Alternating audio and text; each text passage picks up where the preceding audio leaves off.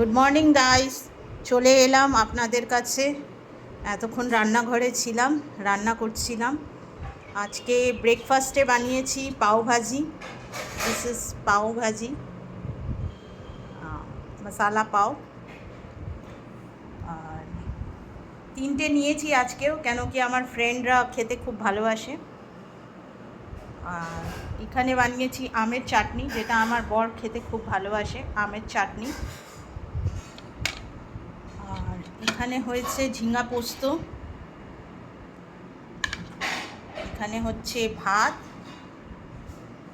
আর এখানে হচ্ছে বেগুন দিয়ে ইলিশ মাছের ঝোল। আজকে রান্না বান্না এই করেছি,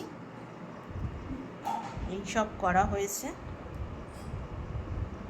এখানে একটু কলা নিয়েছি, আজকে ব্রেকফাস্টে একটু কলা খাবো।